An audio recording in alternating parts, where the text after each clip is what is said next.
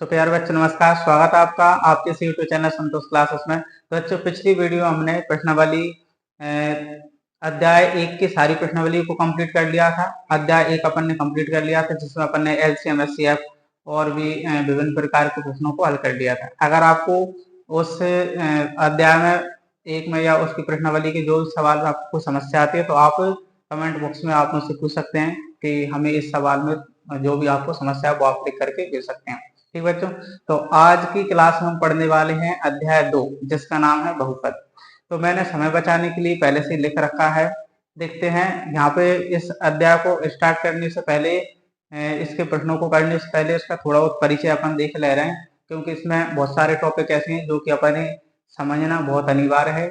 इसको समझे बिना अपन आगे नहीं बढ़ पाएंगे। अपन समझ नहीं आया कि किस प्रकार से इसको हल करना पड़ेगा इसके प्रश्नों को। ठीक है बच्चों, तो स्टार्ट करते हैं। देखते हैं सबसे पहले मैंने यहाँ पर लिखा हुआ है, देखो अध्याय 2 बहुपद। बहुपद क्या है इसको समझने से पहले इसके आगे के जो ऑप्शन है उनको अपन समझेंगे। इसके बाद अपन बहुपद को समझेंगे कि बहुपद होता क्या है। तो पहला है चर। चर क्या होता है? आपने सुना होगा, 9th में पढ़ा भी हुआ। चर अचर राशियां हैं, बीजी व्यंजक है, बहुपद है और घातांक है, गुणांक है, पद है। ये बहुत सारे पदों के बारे में अपन ने यहाँ पर पढ़ा होगा, बहुत सारे ऑप्शनों के बारे में। आज मैं आपको एक एक करके सारे ऑप्शनों को क्लियर करूंगा। इसके बाद फिर अपन प्रश्नावली 2.1 करते हुए आगे बढ़ेंगे। ठीक है बच्चों, देखना। चर चर क्या है? तो चर ऐसी राशियां हैं जिनका मान गणितीय प्रक्रियाओं में बदलता रहता है, जैसे कि एक्स वाई जेड इत्यादि। तो मैंने यहाँ पर एक्स वाई जेड लिखा हुआ है। आप ए से लेकर के जेड तक एबीसीडी जो भी अल्फाबेट आपके हैं, तो ए से लेकर के जेड तक की जो भी संख्या होती है ना, जो भी आपके अल्फाबेट होते हैं, वो सारी सारी क्या होते हैं? चर होते हैं। ठीक है ना? तो यहाँ पर इनका मान बदलता रहता है, इनका मान स्थिर नहीं होता, जैसे मैंने यहाँ पर एक्स वाई जेड करके लिखा है। देखना आप, अगर मान लो कई बार अपन यहाँ पर सॉल्व करा होगा, कई सवालों को सॉल्व करा होगा, तो मैं उदाहरण के तौर पर ले रहा हूँ। मान लीजिए आपका यहाँ पर x बराबर 1 रखा, किस में रखा है? मान लो x प्लस 2 है। अगर मैं यहाँ पर x की जगह पे 1 रखूंगा तो ये आएगा 1 प्लस का 2 यानी कि 3, और अगर मैं x की जगह पे 2 रखूं तो फिर ये आएगा 2 प्लस का 2 यानी कि 4। तो इस प्रकार से आप देख पा रहे हैं यहाँ पर x का जो मान है अपन यहाँ पर बदलते जाएंगे। ठीक है ना? तो सिंपल सा आपको ध्यान रखना है चर राशियों के बारे में कि जिनका मान बदलता है बस। ठीक है ना? ऐसी राशि जिनका मान बदल जाता है वो चर राशि कहलाती है। इसके बाद दूसरा है अचर। तो अचर राशियां ऐसी राशियां जिनका मान गणितीय प्रक्रियाओं में नहीं बदलता, उन्हें अपन क्या कहते हैं? अचर कहते हैं, जैसे 1 2 3 इत्यादि। तो जितनी भी काउंटिंग है वो आपकी क्या कहलाती हैं? अचर राशियां कहलाती हैं, जिनका मान क्या होता है? कभी बदलता नहीं है। ठीक है बच्चों, तो यहाँ पर जो है चर राशियों के बारे में अपन ने देखा। चर राशियां जिनका मान बदल जाता है और अचर राशि जिनका मान बदलता नहीं है, उनका मान स्थिर रहता है। जितनी भी अपनी काउंटिंग होना 1 से लेकर के जहां तक संभव है वो आपकी अचर राशियां कहलाएंगी। थर्ड ऑप्शन है बीजीय व्यंजक। बीजीय व्यंजक क्या होते हैं? तो चर तथा अचर राशियों के योग, गुणक, घटाव तथा भाग के संयोग से बने पदों के समूह को बीजीय व्यंजक कहते हैं, जैसे कि ये लिखा हुआ है। अब यहाँ पर देखना, चर जो कि अपन ये पढ़ चुके हैं, अचर जो कि ये पढ़ चुके हैं। तो चर और अचर राशियों के ये जो आप यहाँ पर गणितीय संक्रिया भी लिख सकते हैं, क्योंकि जोड़ घटाव गुणा भाग क्या है? गणितीय संक्रिया है। तो इनके सहयोग से जो पदों का समूह बनेगा, जैसे 1 पद, 2 पद या 3 पद मिलकर के क्या बनाएंगे? बीजीय व्यंजक बनाएंगे। ठीक है ना? देखना, जैसे कि बीजीय व्यंजक 1/x-1 √2 प्लस का √x प्लस का 2, 1/x² प्लस 2x प्लस का 3 इत्यादि। ये आपके क्या है? बीजीय व्यंजक है। लेकिन आपको ध्यान रखना है, आपने 9th में भी पढ़ा होगा कि आवश्यक नहीं है जितने भी बीजीय व्यंजकों को बहुपद के लिए अलग पहचान है। इसके अगला वाला टॉपिक बहुपद ही दिया है, उसको मैं अभी बताने वाला हूँ। तो बीजीय व्यंजक की पहचान क्या है? अलग है। और 9th में अपन ने पढ़ा था कि बताइए जो भी व्यंजक दिए उनमें से कौन कौन से बहुपद हैं, ऐसा अपन ने उसमें पढ़ा हुआ था, याद कीजिए 9th क्लास का। ठीक है ना? तो ये आपके बीजीय व्यंजक हैं, इनमें से ये बहुपद नहीं है। ठीक है ना? तो बहुपद कौन से होते हैं वो देख लेते हैं। बहुपद है आपके ऐसी बीजीय व्यंजक जिनमें चर की घात एक पूर्ण संख्या हो, वो बहुपद कहलाता है। क्या हो? चर की घात यहाँ पर चर की घात एक पूर्ण संख्या हो, पूर्ण संख्या, चर की घात क्या हो, एक पूर्ण संख्या हो। पूर्ण संख्या कहाँ से लिखी जाती है, जीरो से, पूर्ण संख्या जीरो से लिखी जाती है। तो चर जो भी रहेगा ना समीकरण में, जो बहुपद रहेगा आपका बीजीय व्यंजक रहेगा, उसमें अगर आपको घात देखने पर जीरो से लेकर के 1 2 3 अनंत तक जो संख्या लिखी जाती है पूर्ण, उनमें से कोई सी भी संख्या अगर है तो वो बहुपद हुआ।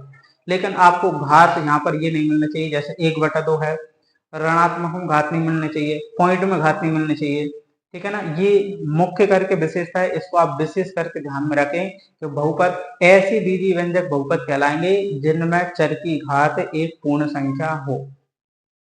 क्लियर है ना। देखो मैंने यहाँ पर उदाहरण लिखे हुए हैं, जैसे कि 4x + का 2, यहाँ पर x का गुणांक कुछ नहीं, 1 मान सकते हैं, x की जो घात है।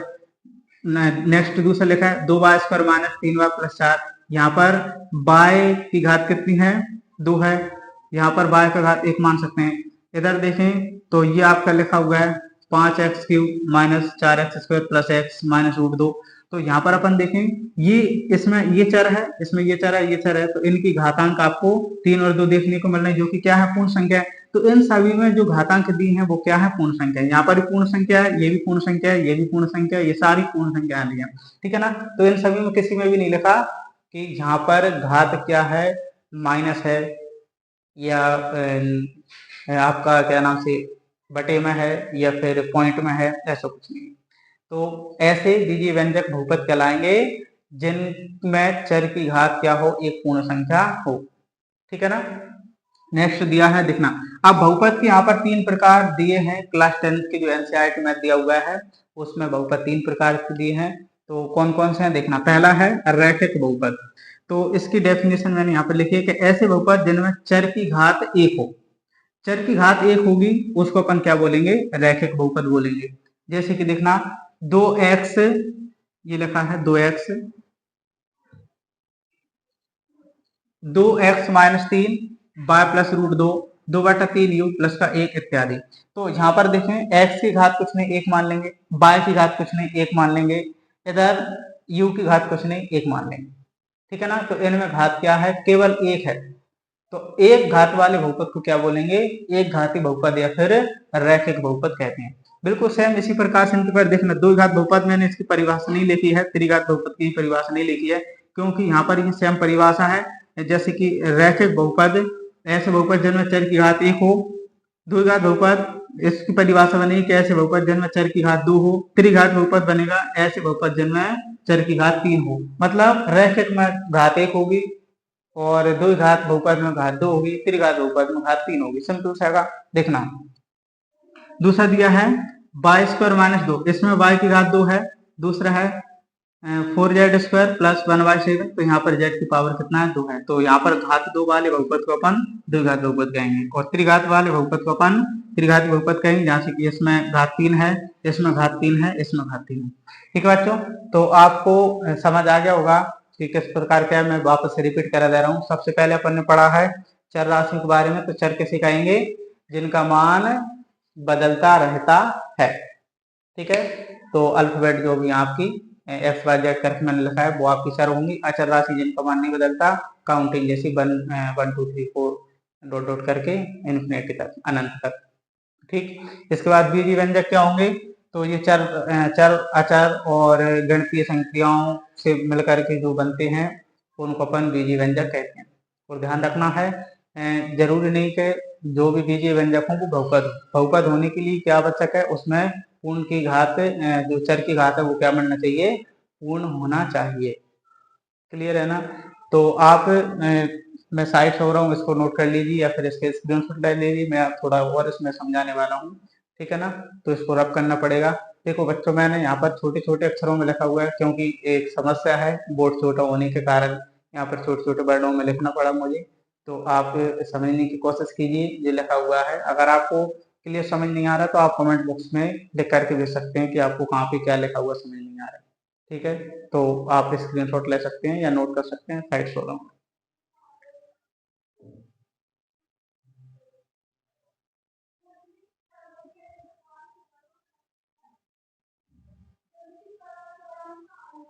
ठीक है बच्चों, अब देखो अपन आगे समझते हैं।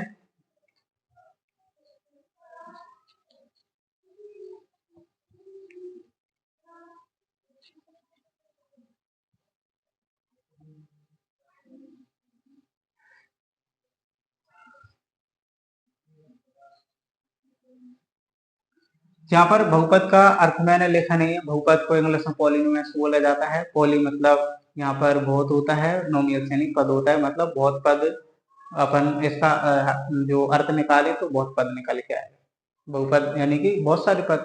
ठीक है, देखो अब आगे देखना। अब मैं यहाँ पर लिखने वाला हूँ ये जो भी टोटल लिखा हुआ है, कैसे भी। अगर मान लीजिए मैंने नेक्स्ट लिखा हुआ है 4x3 प्लस 8x माइनस का 4, ये लिखा हुआ है। तो यहाँ पर आपसे पूछा गया ये कौन सा बहुपद है, तो आप इसमें चेक करेंगे किसको, घात को। तो आप घात को देखेंगे तो इसमें घात कितनी है, 3 घात है, यानी कि ये कौन सा बहुपद है, ये आपका त्रिघाती बहुपद है। आपको घात देख करके तुरंत पहचान लेना है, ठीक है ना। अब यहाँ पर जो है एक ऑप्शन है आपके लिए, जैसे गुणांक क्या होता है और इसके बाद पद क्या होता है। तो इसमें अगर अपना गुणांक के बारे में बात करूं तो यहाँ पर देखो एक्स क्यूब जो लिखा है एक्स की पावर 3, इसका गुणांक कितना है, तो इसका गुणांक 4 है। कैसे, तो एक्स क्यूब में 4 से गुणा करा होगा, एक्स क्यूब में 4 से गुणा करा होगा, तो तब जाकर क्या आया होगा, 4x क्यूब आया होगा। तो यहाँ पर एक्स क्यूब का गुणांक कितना है, 4 है। अगर इसमें मैं आपसे पूछूं कि एक्स का गुणांक कितना है, तो एक्स का गुणांक है 8, तो क्योंकि एक्स का 8 में गुणा करने पर कितना आया होगा, 8x आया होगा। इस प्रकार से आपका जो एक्स का गुणांक है वो कितना होगा, एक्स सॉरी 8 होगा। ठीक है, एक्स क्यूब का गुणांक है आपका 4 और एक्स का गुणांक है 8, और ये आपका क्या है, एक अचर पद है। ठीक है ना। तो देखना ये आपके गुणांक कहलाते हैं जिसमें अपन ने जिस चर के साथ गुणा करा है वो आपका क्या कहलाए, गुणांक। अगर मैं इसमें पद की बात करूं तो कितने पदों का है ये समीकरण, आपका जो बहुपद दिया हुआ है, तो 3 पदों का, 1 2 और 3। इसमें 3 पद हैं, एक पद ये है क्योंकि प्लस साइन इसको अलग कर रहा है, दूसरा पद ये है, और तीसरा पद आपका ये है माइनस का 4। ठीक है ना। तो त्रिपदी और त्रिघाती बहुपद है, 3 पद वाला और 3 घात वाला। ठीक है ना। नेक्स्ट बताना, यहाँ पर देखो इसके बाद मैं एक और लिख रहा हूं, जैसे मान लीजिए 6x² प्लस 9x प्लस 8, ये लिखा हुआ है, कौन सा बहुपद है। तो आप देख पाएंगे ये आपका दो घाती है, क्योंकि यहाँ पर घात हुआ है। तो x² का गुणांक अगर पूछा जाएगा, क्या गुणांक, x² का गुणांक पूछा जाएगा तो आपका आंसर होगा 6। ठीक है, x का गुणांक पूछा जाएगा तो आपका आंसर होगा 9। इसमें अचर पद पूछा जाएगा तो आपका आंसर होगा कितना, 8। ठीक, तो ये आपका बहुपद कौन सा है, तो ये है आपका दो घाती बहुपद। दो घाती बहुपद, यहाँ पर घात कितनी है, अधिकतम घात 2 है, तो दो घाती बहुपद है। लेकिन कितने पदों वाला बहुपद है, तो आपका आंसर होगा 3, है ना। तो दो घाती और त्रिपदी, दो घाती और त्रिपदी बहुपद है। ठीक है, दो घाती त्रिपदी, यानी कि घात 2 है और पद कितनी है, 3 है। ठीक, क्लियर है, आपको समझ आ गया होगा। अब यहाँ पर जो भी मैंने आपको बहुपद लिखे हैं उसमें किसी भी प्रकार से, जैसे मान लीजिए मैं इसको उठा रहा हूँ, यहाँ पर दो घाती बहुपद को, ये लिखा है 4z² प्लस 1/7, ये लिखा है। तो यहाँ पर z की पावर कितनी है, 2, तो ये दो घाती बहुपद होगा ये। तो z का स्क्वायर है 2 और z का गुणांक है 4, z का स्क्वायर है 2 और z का गुणांक है 4, और 1/2 क्या है, ये आपका एक अचर पद है। ठीक है ना। तो यहाँ पर आप देख पा रहे हैं घात, आपको देखो बहुपद को पहचानने के लिए बिल्कुल सिंपल तरीका जो मैं आपको बता रहा हूं कि चर की घात एक पूर्ण संख्या हो, बटे में नहीं हो, परि में नहीं हो, और आपका ऋणात्मक ना हो, और इसके बाद में पॉइंट में ना हो। ठीक है, तो ऐसे व्यंजक जिनमें घात चर की जो है वो पूर्ण संख्या हो, वो बहुपद कहलाएगा। क्लियर है, आशा करता हूँ आपको समझ आ रहा होगा कि गुणांक क्या होता है, पद क्या होता है। अब इसका अपन द्विघात व्यापक रूप देखे ले रहे हैं, तो व्यापक रूप क्या होता है द्विघाती बहुपद का। ठीक है ना, द्विघाती बहुपद का व्यापक रूप, किसका, द्विघाती बहुपद का। देखो द्विघाती बहुपद, बहुपद का व्यापक रूप, द्विघाती बहुपद का व्यापक रूप। तो यहाँ पर व्यापक रूप की अगर बात करें ना तो आपका आंसर होगा ax² प्लस bx प्लस का c। ये आपका द्विघाती बहुपद का व्यापक रूप होगा। सारे के सारे द्विघात बहुपद इसी के अंतर्गत लिखे जाएंगे, लेकिन यहाँ पर शर्त क्या है आपका, यहाँ पर शर्त होगी कि a के बराबर में 0 नहीं होना चाहिए। ठीक है ना, a के बराबर में 0 नहीं होना चाहिए। अगर a के बराबर में 0 होगा तो फिर ये द्विघाती बहुपद नहीं होगा। देखना कैसे, मान लीजिए मैं यहाँ पर लिखना चाह रहा हूँ यहाँ पर कि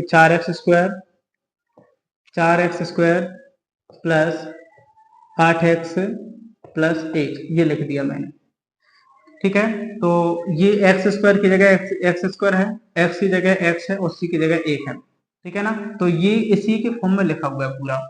यहाँ पर अगर आपसे पूछा जाए कि a का मान कितना है तो आपका आंसर आएगा 4, और b का मान पूछा जाए तो आंसर आएगा 8, और c का मान पूछा जाए तो 1। ठीक है, यहाँ पर x² का गुणांक 4 है, x का गुणांक 8 है और अचर पद आपका 1 है। ठीक है, अब यहाँ पर जो a के बराबर 0 नहीं होने चाहिए, ये क्या है, अगर मान लो a की जगह पर 0 होगा तो फिर ये द्विघात बहुपद नहीं होगा। देख ले रहे हैं, तो अभी अपन ने लिखा 4x², जैसे मैं एक और लिख रहा हूँ 8x प्लस का 1, ये लिखा अपन ने ना। अब यहाँ पर a की जगह पर 4 है, अगर a की जगह पर 0 हो, मान लो a की जगह पर अपन ने 0 रख दिया तो यहाँ पर क्या आ जाएगा, 0 आ जाएगा आपका, ये 0 आ जाएगा। 0 का x² में गुणा करेंगे तो क्या आएगा 0, क्योंकि 0 का किसी भी संख्या में गुणा करते हैं तो 0 ही आता है। ठीक है, तो 0 आएगा प्लस का 8x प्लस का 1, तो ये आएगा आपका 8x प्लस का 1। देखो 8x प्लस का 1, यहाँ पर आपको x की घात अधिकतम 1 हो दिख रही होगी बस। तो अगर घात 1 है तो ये तो आपका रैखिक बहुपद होगा, एक घात वाला बहुपद होगा। लेकिन अपन कौन सा पढ़ रहे हैं यहाँ पर, द्विघात बहुपद। ठीक है ना, तो द्विघात बहुपद का व्यापक रूप, तो इसलिए यहाँ पर आपको a का मान 0 नहीं रखना। अगर आप a की जगह पर 0 रखेंगे तो आपका ये द्विघात बहुपद नहीं होगा, अन्यथा की स्थिति में आपका रैखिक बहुपद होगा। ठीक है ना, तो ये 1 नंबर में बच्चे पूछ लेते हैं, कई बार पूछा गया है, द्विघात बहुपद का व्यापक रूप बताइए, व्यापक रूप क्या होता है। तो ax² प्लस bx प्लस का c बराबर, c जो है आपका बहुपद का व्यापक रूप होगा, इसमें a की जगह पे 0 नहीं होना चाहिए। क्लियर है, तो इस प्रकार से आज जो है इसमें अपन ने बहुपद को स्टार्ट करने से पहले कुछ इसके इम्पोर्टेंट पॉइंटों के बारे में देखा। तो इसके बाद जो है मैं आपको प्रश्नावली 2.1 को लेके जा रहा हूँ, तो पढ़ने वाले हैं प्रश्नावली 2.1।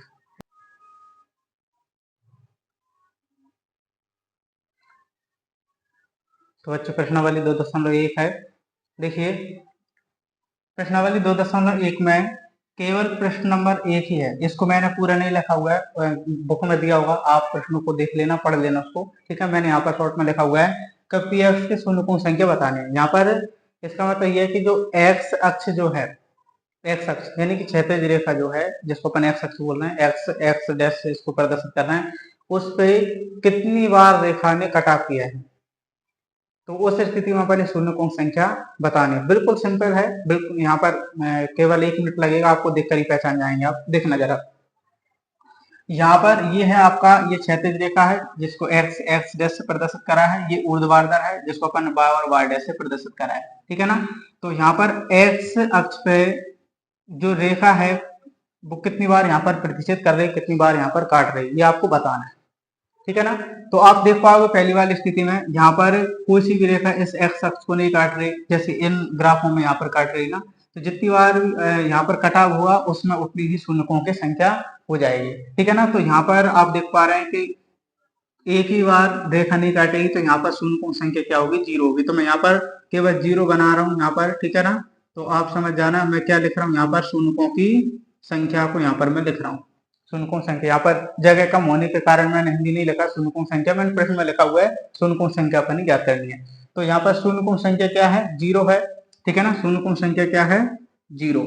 ठीक है, इसमें देखेंगे, देखना ये आपकी x अक्ष जो है x डैश वाली, तो इसमें आप देखोगे इस रेखा को ये एक बार ये कट कर रहे हैं x, इस बार को नहीं देखना, केवल और केवल किसको देखना है, x को। तो एक बार कट कर रहे हैं, इसमें शून्य संख्या कितनी हो जाएगी, 1 हो जाएगी। ठीक है, तो यहाँ पर शून्यकों की संख्या होगी कितनी, 1। थोड़ी पेन नहीं चल रही है। ठीक, थर्ड में देखेंगे यहाँ पर शून्यकों की संख्या कितनी होगी, तो एक बार ये कट करा इधर से, इसके बाद एक बार ये कट करा, 2 बार, एक बार ये कट करा, कितना 3 बार कट कर दिया टोटल। तो यहाँ पर शून्य संख्या कितनी होगी, 3 होगी। तो यहाँ पर होगी शून्य संख्या 3, ठीक है ना, ये शून्य संख्या 3 होगी। इसके बाद 4 देखेंगे, तो इसमें देखेंगे यहाँ पर कितनी बार, 2 बार कट हो रहा है। एक बार ये कट करके जाएगी, इसके बाद ये वापस लौटेगी, तो यहाँ पर 2 बार कट होगी, तो यहाँ पर शून्य संख्या कितनी होगी, 2 होगी।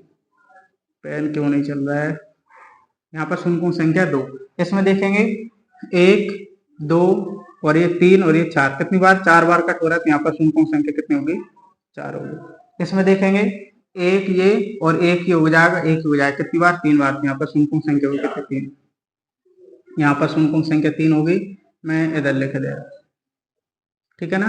तो इस प्रकार से शून्य संख्या यहाँ पर अपन ने पता कर लिया है कितनी कितनी शून्य संख्या है।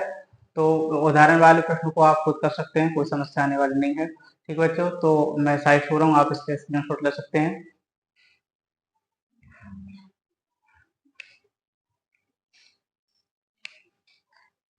तो मिलते हैं नेक्स्ट वीडियो में नेक्स्ट प्रश्नावली के साथ। आज की वीडियो हमने बहुपद का परिचय कंप्लीट कर लिया, इसके बाद प्रश्नावली 2.1 को कंप्लीट कर लिया। तो अगली वाली वीडियो में आपको कंप्लीट कराऊंगा प्रश्नावली 2.2 के प्रश्नों को हल करेंगे, ठीक है बच्चों। तब तक के लिए थैंक यू सो मच।